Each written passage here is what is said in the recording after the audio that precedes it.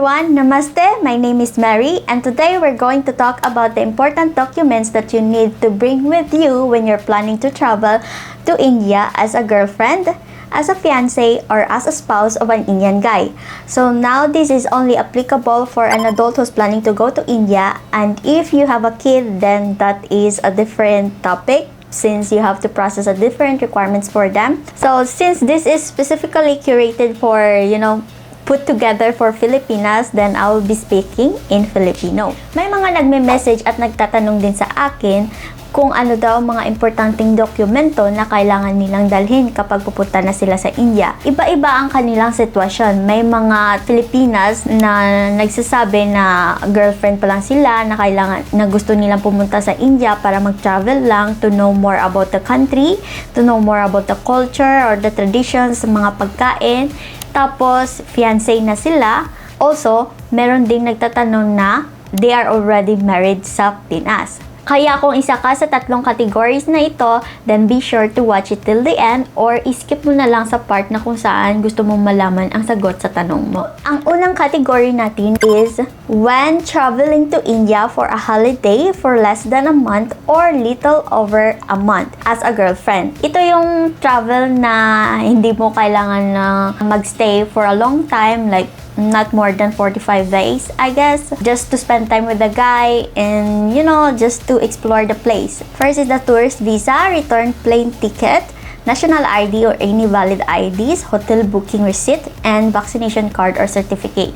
Mas mabuti na magbisita ka muna dito para malaman mo kung kaya mo ba ang lugar or kaya mong mga pagkain or kaya mo lahat ng mga pagbabago bago ka ikasal sa iyong boyfriend, di ba? So let's proceed to a second category. This is when you are traveling with the intention of getting married in India. So now, fiancé ka na, kung nag-meet na kayo ng Indian boyfriend mo sa Pinas, tapos you're planning to get married soon, you are as a fiancé. So ito lang naman yung mga dokumento na kailangan mong i-prepare. Ang dami, yes, pero ito yon. So to make your document be accepted by other country, you need them to get it apostilled or authenticated by the DFA.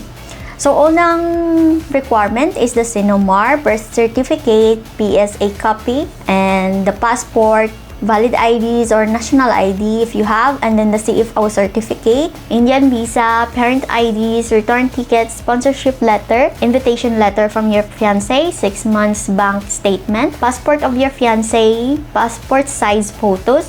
You need to have an extra passport size photos because you will need this a lot, especially if you're planning to marry here in India, kasi ang daming mga dokumento na kailangan mong ipaskill yung mga photos mo. So, vaccination card or certificate, joint separate affidavit of your parents giving consent to your marriage needs to be authenticated also, affidavit of willingness to marry, then proof of relationship. The proof of relationship can be a picture because, the immigration might ask for it when they're going to ask you what are you going to do in India. So, they might ask you for a proof of your relationship. A picture is one of them. Next is the any employment or degree certificates authenticated or apostilled by DFA. Kaya para ma-avoid yung hassle, if you're planning to stay here after getting married, like stay here for a few years, and if you're planning to work here, then just bring any of the employment certificates or degree certificates that you have, such as the diplomas, kasi if plano mo magtrabaho dito, kailangan mo yon.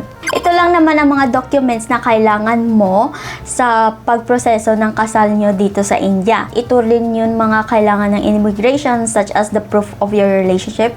Yun yung kailangan ng immigration. And also in the long run, if you're planning to process your OCI, which is the Indian citizenship card dito sa India, you will stay for good here, like for few more years, and then you're planning to apply for an OCI, then ito yung mga documents na kailangan mo. Take note, dapat may mga original copies ka ng mga dokumento na ito. So, if you want to know more about the OCI, check out my previous videos. I've created a video about it, detailing about how to process the OCI. The third category is when traveling to India to stay and live with your Indian husband. You know, this is already as a wife and you guys have already married in the Philippines and it is your first time traveling to India. Just like me, this is the whole situation that happened to me, so I'm pretty confident on this one. First document, the important document that you need to bring with you is the passport. Next, the marriage certificate, the PSA copy and already apostilled by the DFA, or else it won't be accepted in India. Next is the birth certificate, CFO, passport of Indian spouse, return tickets, passport size photos, valid IDs or national ID if you have, parent IDs, then the OCI if you already got it in the Philippines, because few of the Filipinos that I know of have already processed the OCI in the Philippines in the Indian Embassy in the Philippines. So if you already have it, then you bring it. And then Indian visa, if you don't have an OCI, then you get the Indian visa. It could be the tourist visa or just a regular visa. The e-tourist visa, you can apply it online to be converted it later to X visa, which is also known as the spouse visa, X1 visa, which is the one which I got. Next is the any employment and degree certificates, as I've said, same sa Fiancee, or authenticated and apostilled by the FA if you're planning to work in India. Kung gusto mo magtrabaho dito sa India, dalhin mo na yung mga dokumento mo related sa work mo. Ito yung na-experience ko. Nagpakasal kami sa Pinas bago ako pumunta sa India. First time ko pumunta sa India. So, ito lang naman yung mga document na kailangan mo if plano mong magstay dito. Ito yung mga repetitive documents na nire-require nila kung gusto mong mag-extend ng visa mo, mag-convert ng visa mo, at kumuha ng OCI. Like, if you haven't processed it yet in the Philippines. So guys, gumawa din ako ng video katulad nito para sa mga Indian guys. Para naman ito kung pupunta sila sa Pinas as a boyfriend, a fiancé, or as a husband of a Filipino woman. I'll release it after 3 days, so be sure to refer that video sa kanila guys para kanya-kanya kayong responsibilidad ng inyong mga requirements or dokumento. At kung may nalaman kayong na mga dokumento na hindi ko na-mention dito at ni-require nila sa immigration or sa kung saan man, paki-comment na lang below para malaman din ng iba kasi nag-iiba yung kanilang patakaran. Minsan may mga pagbabago, merong nababawas sa mga requirements dito, meron din silang dinagdag. Ito lang naman ang mga importanteng dokumento na kailangan yung dalhin para magiging kompleto yung proseso nyo at seamless yung pag-process nyo ng mga visa, OCI, or marriage nyo kapag nandito na kayo sa India. And be sure guys na nasa inyo ang original copy ng mga dokumento na ito. Besides sa ID ng mga magulang nyo, of course. So, yun lang guys. Happy trip na lang sa mga may planong pumunta sa India at sa may mga planong magpakasal dito sa India. Best wishes from us. Kindly subscribe and like this video if you find this helpful.